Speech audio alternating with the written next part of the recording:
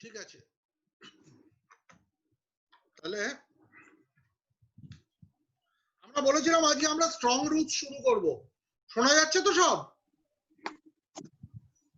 আচ্ছা, okay. Strong roots এর writer হচ্ছে, writer of strong roots is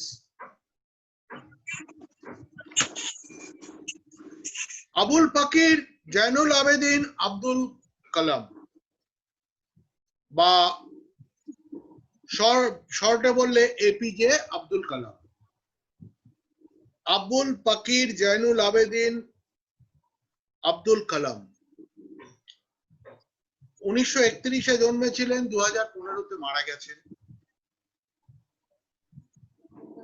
ছোটবেলায় জন্মেছিলেন মোটামুটি একটা অসচ্ছল পরিবারই বলা যায়, মোটামুটি মানে খুব একটা রোজগার যে পরিবারের ছিল তাও নয়, খুব যে একটা রোজগার ছিল সেরকমও নয়, এরকমই একটি পরিবারে ঢুকেছিলেন উনি। এবং তারপরে ছোটবেলা থেকেই তার প্রচন্ডভাবে এসব সংক্রান্ত ব্যাপারে খুব ইচ্ছা ছিল, এবং উনি একটা সময় পরে, সোমনাথ মাইকটাকে অফ রাখ, মাইকটাকে অফ রাখ, মাইকটাকে অফ করে রাখ।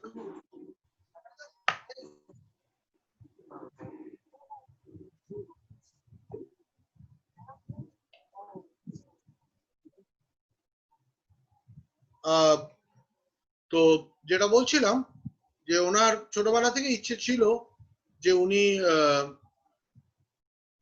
এইসব সংক্রান্ত ইয়েতে কাজ করবেন, এবং একটা সময় উনি এরোস্পেস ইঞ্জিনিয়ারিং এর মানে একদম যাকে বলে প্রথম সারি ডিআরডিও তে কাজ করেছেন।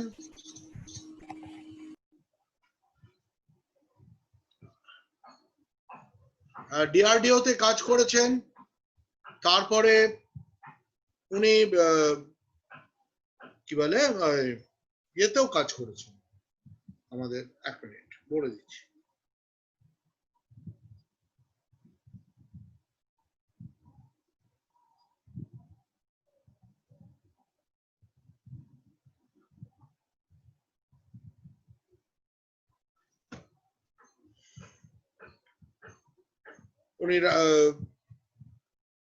উনি ডিআরডিও তে কাজ করেছেন, তারপরে ইন্ডিয়ান স্পেস রিসার্চ অর্গানাইজেশন যেটা ইসরো, সেখানেও কাজ করেছেন। এবং উনি একটা সময় অত্যন্ত মানে বিখ্যাত হয়ে উঠেছিলেন মিসাইল তৈরির ক্ষেত্রে, এবং ওনাকে বলাই হতো the missile man of India, ওনাকে বলাই হতো the missile man of India. তো উনি বহু বিখ্যাত বিখ্যাত মিসাইলের জন্ম দিয়েছিলেন, মানে মানে জন্ম তো উনি এগুলো তার একার কাজ হয় না, মানে উনি তার মানে একটা বিরাট বড় ভূমিকা ছিলেন। তো যাই হোক, তারপরে ওনার পোখরানে যে অ্যাটম বম এবং হাইড্রোজেন বম্বের যে পরীক্ষা হয়, সফল যে পরীক্ষা হয়, সেটাতে একটা অন্যতম ইম্পর্টেন্ট একটা ভূমিকা উনি পালন করেছেন। এরপরে উনি ভারতের 2002 থেকে 2007 ভারতের 11তম রাষ্ট্রপতি হিসেবে উনি খুব দায়িত্বের সঙ্গে কাজ করেন, এবং ওনাকে মানে উনি রাষ্ট্রপতি হিসেবে এত বেশি পপুলার ছিলেন, বোধহয় কোনো রাষ্ট্রপতি এত পপুলারিটি পাননি, এবং ওনাকে বলাই হতো যে মানে পিপলস প্রেসিডেন্ট, ওনাকে পিপলস প্রেসিডেন্ট কথাটাই বলা হতো। এবং 2015 সালে উনি একটা ইন্ডিয়ান ইনস্টিটিউট অফ ম্যানেজমেন্টে একটি বক্তৃতা দিতে দিতে সেই সময় হার্ট অ্যাটাকে মারা যান। মানে যখন মারা যান তখনও উনি আর কি মানে কাজ করতে করতেই মারা যান আর কি। তো যাই হোক, এই মানে হচ্ছে আব্দুল কালামের ব্যাকগ্রাউন্ড। আব্দুল কালাম অনেক বই লিখেছেন, লেখালেখি করেছেন জীবনে। ওনার আত্মজীবনী হচ্ছে দ্য উইংস অফ ফায়ার, যেটা থেকে এই চ্যাপ্টারটা নেওয়া হয়েছে। সম্ভবত এটা বোধ উইংস অফ ফায়ারের দ্বিতীয় chapter, second chapter of wings of fire, the wings of fire. তো উইংস অফ ফায়ার থেকে ওনার এইটা নেওয়া হয়েছে। তো আমরা এখানে যেটা দেখতে পাবো সেটা হচ্ছে একটা ভালো পরিবার, একটা যদি খুব ভালো পরিবারে মানে যেখানে সুশিক্ষা, বাবা মা ভালো, সুশিক্ষা ইত্যাদি যাদের রয়েছে, তাদের ছেলেমেয়েরা একটা আদর্শ নিয়ে একটা ভালো মানুষ হিসেবে তারা গড়ে ওঠে বা বেড়ে ওঠে। এবং আমরা এই এটাতে সেটাই দেখতে পাবো। যদিও সেরকম ভাবে শিক্ষিত ছিলেন না আব্দুল কালামের বাবা মা, কিন্তু মানুষ হিসেবে তারা অত্যন্ত মানে যাকে বলে অত্যন্ত মানে কি বলবো, মানুষ হিসেবে আর কি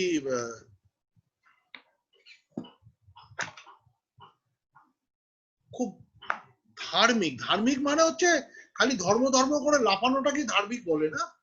ধার্মিক মানে হচ্ছে মানুষ হিসেবে অত্যন্ত তারা ভালো আর কি, মানে অত্যন্ত সৎ, ভালো ইত্যাদি ব্যাপারগুলো আমরা আব্দুল কালামের বাবা মার মধ্যে দেখতে পাই, যেই জিনিসগুলো পরবর্তীকালে আব্দুল কালামের ভেতরে আমরা দেখতে পাই। তো যাই হোক, আমরা মূল কাহিনীতে আসছি। তার আগে একটা জিনিস একটু ধরে থাক।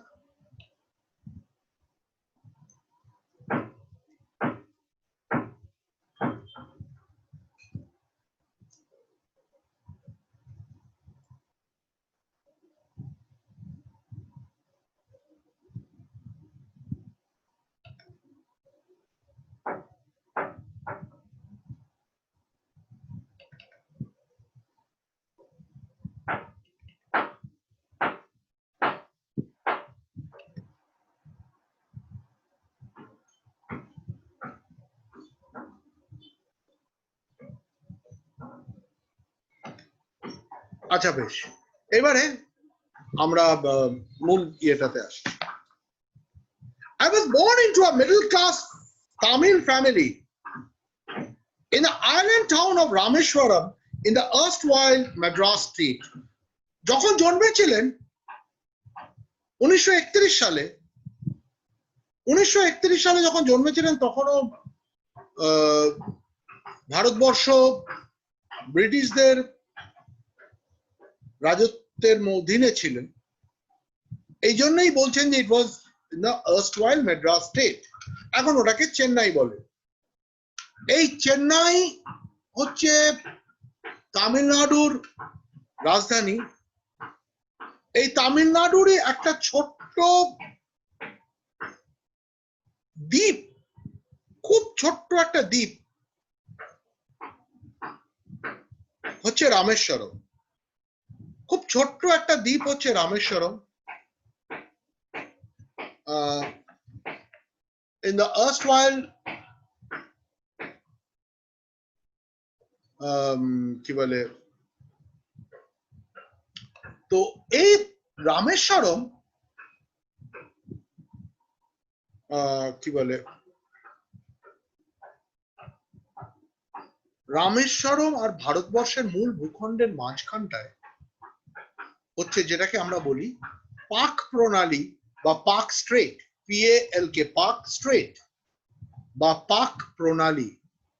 ওটা সমুদ্রেরই একটা অংশ, যেটা মানে ভারত মহাসাগরের একটা অংশ, যেটা ওই দুটোর মাঝখান দিয়েই যাচ্ছে। আমি জানি না তোদের মধ্যে কেউ কি রামেশ্বরমে গেছে কখনো? কেউ রামেশ্বরমে গেছিস কেউ? আমি রামেশ্বরমে গেছি,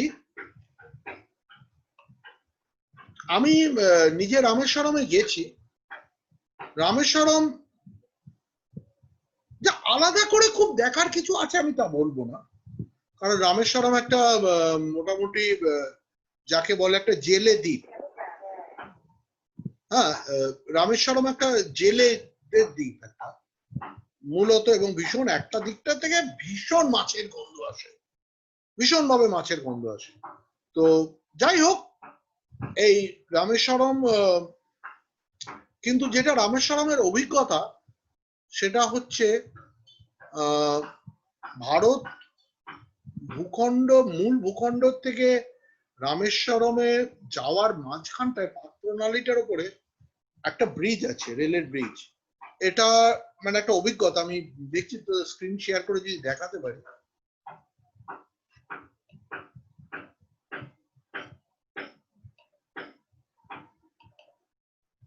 আচ্ছা, তোরা কি দেখতে পাচ্ছিস? হ্যাঁ রে, এটা কি তোরা দেখতে পাচ্ছিস? এই যে স্ক্রিনটা শেয়ার করলাম, এই যে যেটাকে বলে পম্বন ব্রিজ, পম্বন ব্রিজ। আরে দেখা যাচ্ছে এই ব্রিজটা? হ্যাঁ, তো এই যে পম্বন ব্রিজের ওপরে দেখ, তোরা দেখতে পাবি যে নিচ দিয়ে ভারত মহাসাগর যাচ্ছে, এই যে পাক প্রণালী, এই জায়গাটা পাক প্রণালীটা। এবং যেই ট্রেনটা মানে আমরা গেছিলাম হচ্ছে ইয়ে থেকে, ওই কি বলে তোর কন্যাকুমারী থেকে। হ্যাঁ, আমরা কন্যাকুমারী থেকে গেছিলাম, এবং কন্যাকুমারী থেকে ট্রেনটা ভোর দিকে, খুব ভোরের দিকে পম্বন ব্রিজটা পেরোয়। এবং এই সব থেকে মজা হচ্ছে এই ব্রিজটার হাইট কিন্তু খুব উঁচু নয়, ব্রিজটার হাইট খুব নিচু, এবং যার ফলে তোর যখন ওই ইয়েটা যায়, ট্রেনটা যায়, মানে সমুদ্রের জলোচ্ছ্বাসটাকে টের পাওয়া যায়। মনে হয় যেন ছড়াস ছড়াস করে যে সমুদ্রের জলোচ্ছ্বাস যেন পারলে ট্রেনের গায়ে আঘাত মারে, মানে রীতিমতো এরকম একটা খোলা ব্রিজ। মানে এটা একটা কিন্তু রীতিমতো এক্সপিরিয়েন্স একটা, মানে এই যে পম্বন যে ব্রিজটা, এই ব্রিজটা কিন্তু একটা রীতিমতো কিন্তু একটা এক্সপিরিয়েন্স। আর আরেকটা জিনিস যেটার জন্য রামেশ্বরম বিখ্যাত, সেটা হচ্ছে, আমি দেখি আমি যদি ছবি পাই, সেটা হচ্ছে রামেশ্বরমের টেম্পল।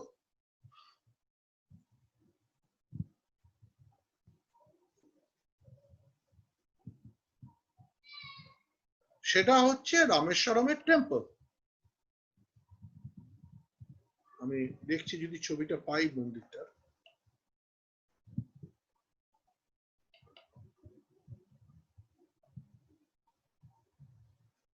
এই এই যে পেয়েছিলাম,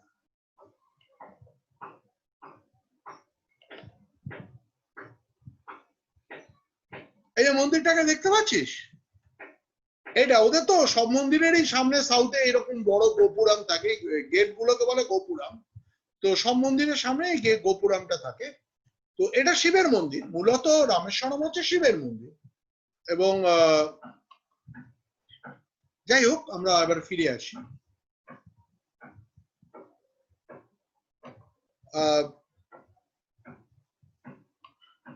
আমরা ফিরে আসি, রামেশ্বরম হচ্ছে মূলত শিবের মন্দির। এবং রামেশ্বর যে আমাদের যে হিন্দু ধর্মে যে বলে ভারতে যে 4টে ধাম আছে, হ্যাঁ, ওপরে কেউ বলতে পারবে যে চারটে ধাম কি কি? চারটে ধাম কি কি? হ্যাঁ বল বল। স্যার কেদারনাথ, কেদারনাথ, কেদারনাথ বদ্রীনাথ, নয়, রামেশ্বর। না কেদারনাথ নয়, কেদারনাথ হচ্ছে তোর জ্যোতির্লিঙ্গ। কেদারনাথ চারটে ধামের মধ্যে পড়ে না। বদ্রীনাথ হচ্ছে চারটে ধাম, কেদারনাথ হচ্ছে শিবের মন্দির, কিন্তু ওটা হচ্ছে জ্যোতির্লিঙ্গ। 12টা যে জ্যোতির্লিঙ্গ আছে তার মধ্যে অন্যতম হচ্ছে কেদারনাথ।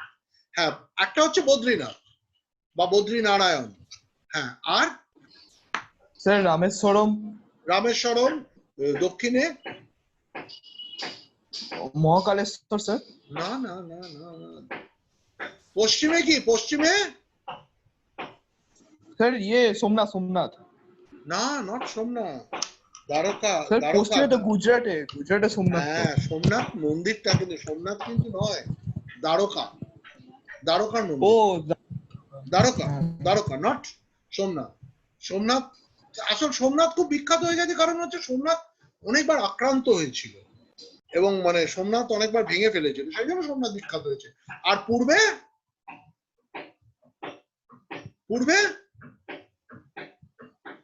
পূর্বে হচ্ছে পুরীর জগন্নাথ। পুরীর হ্যাঁ হ্যাঁ, জগন্নাথ, পুরীর জগন্নাথ। আসলে বলা হয়, এটাকে এইভাবে বলা হয় যে তোর সত্য যুগে হচ্ছে বদ্রীনাথ বা বদ্রীনারায়ণ, তারপরে হচ্ছে যেহেতু রামের সাথে যোগ আছে, কারণ রাম তো এই রামেশ্বরম থেকে গেছিল মানে শ্রীলঙ্কা, তো এই রামের সাথে যেহেতু যোগ আছে এটা, সেহেতু এটাকে মানে বলা হয় যে ত্রেতা যুগে হচ্ছে রামেশ্বরম, দাপর যুগে দ্বারকা ছিল কৃষ্ণর রাজধানী, অতএব দাপর যুগে দ্বারকা, আর এই কলি যুগে হচ্ছে জগন্নাথ। এইভাবে চারটেকে বলা। আর আরেকটা ব্যাপার আছে, তোরা হয়তো যাসনি, জানিস না, রামেশ্বরমের মন্দিরের ভেতরে যে বারান্দাটা আছে, একটা বিরাট বড় বারান্দা আছে, ওটাকে বলা হয় এশিয়ার মধ্যে, বোধহয় সম্ভবত এশিয়ার মধ্যে সব থেকে লম্বা বারান্দা, এশিয়ার মধ্যে সব থেকে লম্বা বারান্দা রামেশ্বরম মন্দিরের মধ্যে। এছাড়া আর আলাদা করে এমনি রামেশ্বরম শহরটা যে আলাদা করে খুব মানে আকর্ষণীয় কিছু আছে এটা আমি বলবো না। রামেশ্বরম ইজ ভেরি গুড, কিন্তু আলাদা করে যে মারাত্মক কিছু আছে সেরকম নয়। ভীষণই, আমরা কয়েক ঘন্টার জন্যই ছিলাম রামেশ্বরমে, এবং তারপরে ওখানে কিছু কিছু দর্শনীয় স্থান আছে, ধনুষ্কটি এবং আরেকটা জায়গায় যায় যেখানে ওরা ওই দেখায় যে পাথরগুলো রামের শিলা ভেসেছিল, আসলে ওগুলো ঠিক পাথর নয়, আমি দেখেছি ওগুলো ওই টাইপের, মানে এক ধরনের ওই কেমন একটা বোধহয় মিনারেল টাইপের, যেগুলো ওই প্রচন্ড ওর মধ্যে পোরাস বলে ফুটো আছে বলে ওগুলো, মানে ওগুলো বয়েন্সি অনেক বেশি, ওগুলো জলে ভাসে। তো যাই হোক, আরো এরকম বেশ কিছু জায়গা রামেশ্বরমে ছিল, আর রামেশ্বরম মন্দিরটা বিরাট বড়, এই হচ্ছে ব্যাপার। তো I was born to a middle class family in the island town of Rameswaram in the erstwhile Madras state. So I was born in the erstwhile Madras state. My father Jainul Abedin had neither, আচ্ছা হ্যাঁ রে, কে একজন ঢুকলো, সে আবার বেরিয়ে গেল,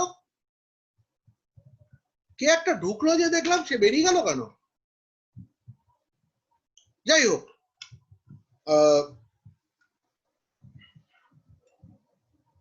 my father Jainul Abedin had neither much formal education nor much wealth. মানে আমি যেটা বলছিলাম যে মোটামুটি সচ্ছল পরিবার না, মোটামুটি একটা পরিবার, এবং তার সেরকম একটা লেখাপড়া করার সুযোগ তার হয়নি, তার বাবার আর কি, আব্দুল কালামের বাবার। Despite these disadvantages, he possessed great innate wisdom and a true generosity of spirit. এইগুলো তার ছিল, তার সেরকম একটা লেখাপড়া করার সুযোগ জীবনে হয়নি, সেরকম একটা লেখাপড়া করার সুযোগ তার জীবনে হয়নি। সেরকম একটা অর্থকরী অবস্থাও খুব যে একটা সচ্ছল ছিল তাও নয়, কিন্তু যেগুলো ছিল এই মানে খারাপ মানে দুর্বল দিকগুলো জীবনে থাকা সত্ত্বেও হি possessed great innate wisdom. innate মানে হচ্ছে যেটা অন্তরে রয়েছে, something that is deep in you. innate wisdom জ্ঞান ছিল, মানে পড়াশোনা করে অর্জিত জ্ঞান নয়, নিজের অন্তরে একটা জ্ঞান বোধ ছিল। he had a great wisdom which he had developed automatically inside him. It did not come from his studies. তো সেটা তার লেখাপড়া থেকে আসেনি। A great innate wisdom and a true generosity of spirit. He was a generous person by nature, and he believed in generosity. Generosity মানে যার মানসিকভাবে খুব ভালো মানুষ, অন্যের প্রতি, মানুষের প্রতি, অন্য কিছুর প্রতি যা যে সহজাতভাবে ভালো মানুষ, যে সহজাতভাবে ভালো মানুষ তার হচ্ছে জেনারসিটি অফ স্পিরিট। আর কি মানে তার মানসিক দিক থেকে ফ্রম হিজ স্পিরিচুয়াল সাইড, মানে from his mind, he was a good man, he was A generous man. দান ধ্যান ইত্যাদির ব্যাপারে তার যতটা দুর্বল ক্ষমতার মধ্যেও তার দান ধ্যান ইত্যাদির ব্যাপারে কোন রকম আপত্তি ছিল না। সে সবসময় চেষ্টা করতো মানুষকে ভালো রাখার। He had an ideal helpmate in my mother Ashiamma. এবং আরেকটা যেটা ভালো জিনিস সেটা হচ্ছে আমার মা আশিয়াম্মা, ওনার স্ত্রী, জয়নুল আবেদিনের স্ত্রী, উনি মানুষ হিসেবে খুব আদর্শ ছিলেন। মানে স্বাভাবিকভাবে এই স্বামী স্ত্রী একটা ভীষণ ভালো, মানে কি বলবো, ভীষণ ভালো একটা কাপল তৈরি হয়েছিল। মানে ভীষণ ভালো স্বামী স্ত্রী, মানে খুব আদর্শ স্বামী স্ত্রী বলা যাবে। সোমনাথ মাইকটাকে অফ কর, মাইকটাকে অফ কর। তো কেন মাইকটাকে অন করে রাখছিস, অসুবিধা হচ্ছে। তো খুব আদর্শ স্ত্রী উনি ছিলেন, মানে হেল্পমেট, ওনার সাহায্যকারী হিসেবে উনি বলছেন, মানে স্ত্রী কথাটাকে অন্যভাবে ঘুরিয়ে বলছেন। I do not recall the exact number of people she fed every day, but I'm quite certain that far more outsiders ate with us than all the members of our family put together. আচ্ছা, এখানে একটা জিনিস বুঝতে হবে যে Abdul Kalam, he was a man of great generosity. He had a very generous heart. Abdul কালামের ভেতরে কিন্তু মানুষ হিসেবে মনুষ্যত্ব ইত্যাদি মানে খুব আদর্শ ছিলেন উনি। তো ওই রকম বাবা মা থাকলে তবেই বোধহয় এরকম আদর্শ সন্তান তৈরি হওয়ার সুযোগ ঘটে। বলছেন, I do not recall the exact number of people she fed every day. বলছে প্রত্যেক দিন তার বাড়িতে, প্রত্যেক দিন তার বাড়িতে একটা ভালো সংখ্যক লোক খাবার খেয়ে যেত। পয়সার যে অত সচ্ছলতা ছিল তা নয়, তার মধ্যেই যা খাবার হতো সেটাই লোকের সাথে ভাগ করে খেতেন। তো একটা বিরাট মানে ভালো সংখ্যক লোক তাদের বাড়িতে রোজ খাবার খেত, এবং তার মায়ের এতগুলো লোকের রান্না করা আয়োজন করার ব্যাপারে তার বাবার যেমন খাওয়ানোর ব্যাপারে টাকা খরচ করতে কোনো রকম আপত্তি ছিল না, ঠিক তেমনি ভাবে তার মায়ের অত লোকের রান্না করার ব্যাপারে সামান্যতম আপত্তি অনীহা কোনোটাই ছিল না। সামান্যতম আপত্তি অনীহা কোনোটাই ছিল না। তো but I'm quite certain that far more outsiders ate with us than all the members of our family put together. বলছে আমাদের the total number of people of the family members, the total number of family members that we had, আমাদের যে সম্পূর্ণ সংখ্যক যে যে আমাদের যে পরিবারের লোক ছিল তার থেকে এইটুকু আমার মনে আছে যে তার থেকে রোজ বেশি সংখ্যক লোক আমাদের বাড়িতে দুপুরের খাবার খেয়ে যেত। So that is something really unique. যার সেরকম পয়সা নেই, যার কোনো কাজের লোক হয়তো সেরকম ভাবে নেই ধরে নিতে হবে, একটা অসচ্ছল পরিবারে কাজের লোক থাকার সুযোগটা কম, সে কিন্তু বিনা আপত্তিতে গোটা পরিবারের জন্য রান্না করছে, গোটা পরিবারের জন্য তার পিতা অর্থ যোগান দিয়ে যাচ্ছে। Far more people ate, outsiders ate in the family.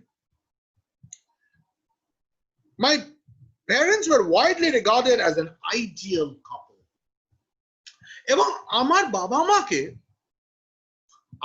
বাবা মাকে সকলেই কিন্তু খুব একজন আদর্শ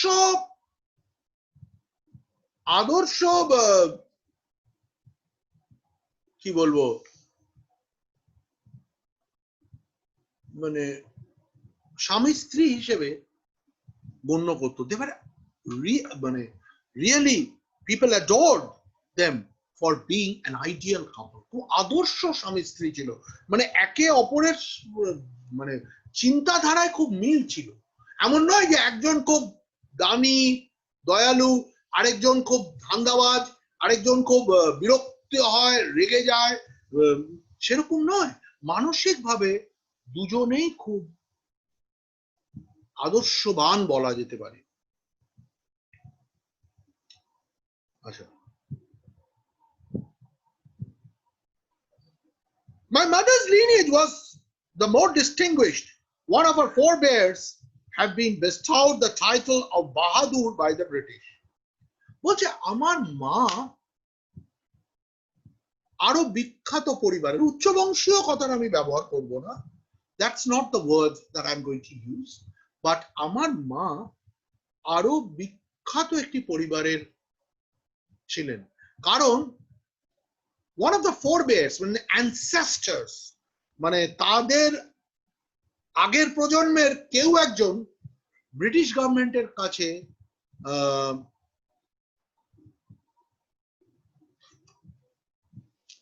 কি বলে, ব্রিটিশ গভর্নমেন্টের কাছে কিন্তু উনি বাহাদুর উপাধি পেয়েছিলেন। আমরা জানি আগে বাহাদুর, রায় বাহাদুর ইত্যাদি উপাধিগুলো পাওয়া যেত। তো উনি বাহাদুর উপাধিটা, রায় সাহেব বাহাদুর, রায় বাহাদুর, তো কোনো একজন মানে আত্মীয়, আগের পূর্বপুরুষ ব্রিটিশ গভর্নমেন্টের কাছ থেকে বাহাদুর উপাধিটা পেয়েছিল।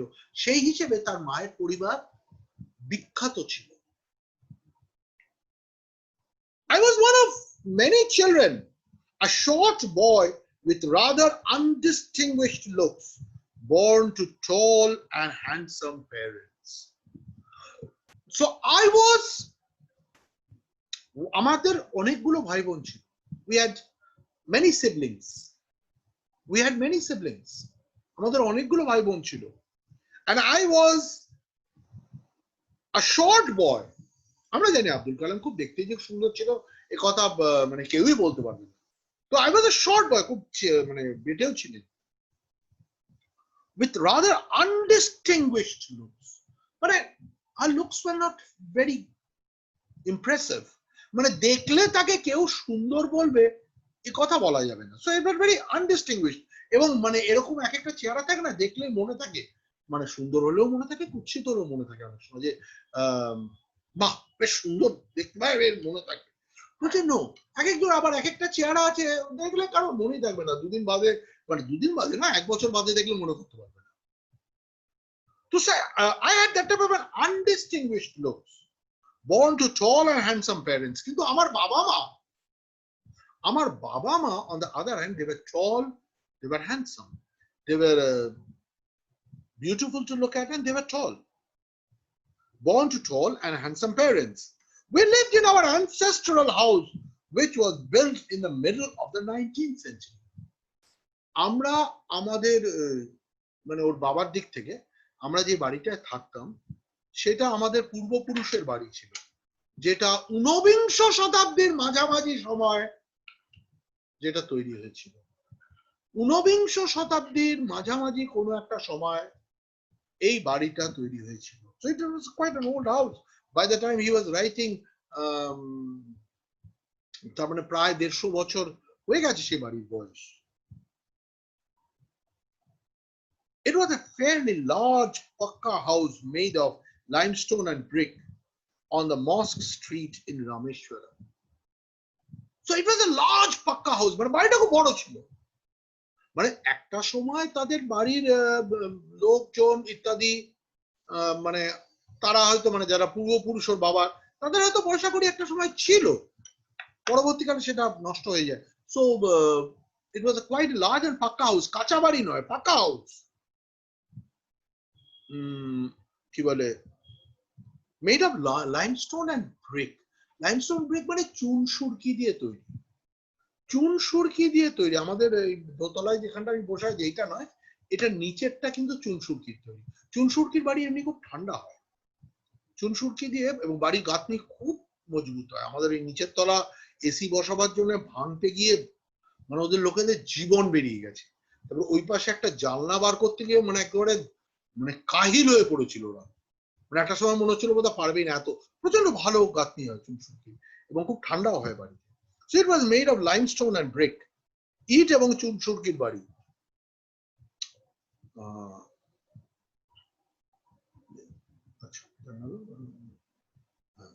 On the Mosque Street in Rameshwaram. রামেশ্বরমের যে মসজিদ রোড বা মস্ক স্ট্রিট, সেই রাস্তাটায় ওনার বাড়ি ছিল। My austere father used to avoid all essential comforts and luxuries. বাবা খুব অস্টিয়ার ছিলেন। অস্টিয়ার মানে হচ্ছে যিনি খুব মানে কঠোর বলা যেতে পারে এসব ব্যাপারে, মানে যিনি খুব নিয়মানুবর্তিতা শুধু নয়, কঠোর এবং মানে সংযমী, সমস্ত ভালো জিনিসগুলো আর কি, এটাকে বলে অস্টেরিটি। মানে একটা কঠোর সংযমী যার আচরণ ছিল আর কি। এবং উনি কখনো চাইতেন না যে অপ্রয়োজনীয় জিনিস দিয়ে তার ছেলে মেয়েদেরকে ভোগবিলাসী করে তুলবেন।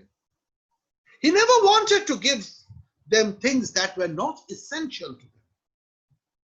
মানে প্রয়োজন নেই দুটো তিনটে এক্সট্রা জামা দিলেন, কি প্রয়োজন নেই এটা ওটা কিনে দিলেন, খেলনা কিনে দিলেন, বা প্রয়োজন নেই কিছু স্টাইলের জিনিস দিলেন।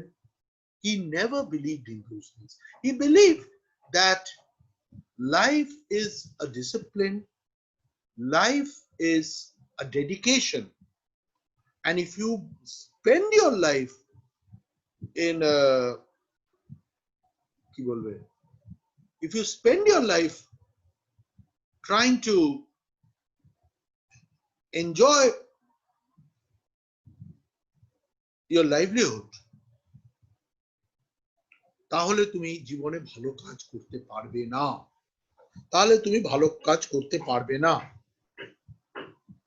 কমফর্টস এন্ড লাক্সারি মানে জীবনে খুব আরাম করে থাকা বা খুব কমফর্টের জিনিস বা খুব ভোগের জিনিস উনি দেওয়া পছন্দ করতেন না। However, all necessities were provided for in terms of food, medicine or clothing. তবে উনি এটাও দেখতেন, পরিবারের প্রধান হিসেবে উনি এটা দেখতেন যে যা যা প্রয়োজনীয় সেটা যেন তার ছেলে মেয়েরা পায়। দুধ খাওয়ার প্রয়োজন যদি থাকে তাহলে দুধ যেন রোজ তারা পায়, যেটা প্রয়োজনীয় সেটুকু যেন ছেলে মেয়েরা পায়। খাবার, ওষুধ, জামা কাপড় ইত্যাদি। In fact, I would say mine was a very secure childhood materially and emotionally. বলছে আমার কখনো মনে হয়নি, আমার বাবা খুব সচ্ছল ছিলেন না, he was never a very a man with who could spend much, who had much wealth, but still I felt, আমার সবসময় মনে হতো that I had a very secure childhood. I had a very secure childhood. মানে আমার মানে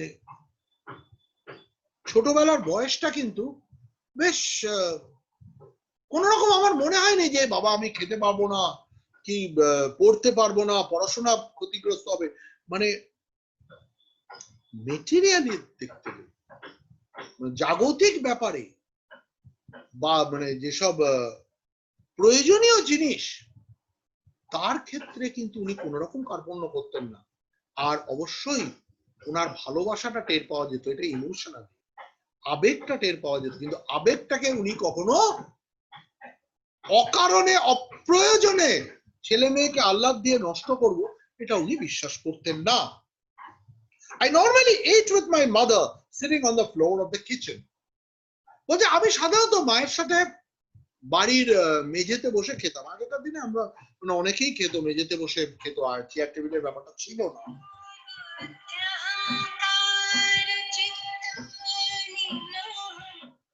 साजिद हमें 1 minute आ रहा है। हाँ अच्छा ठीक है, हम 1 मिनट में आ रहे हैं, हम बात करेंगे। हाँ अच्छा ठीक है ठीक है ठीक है।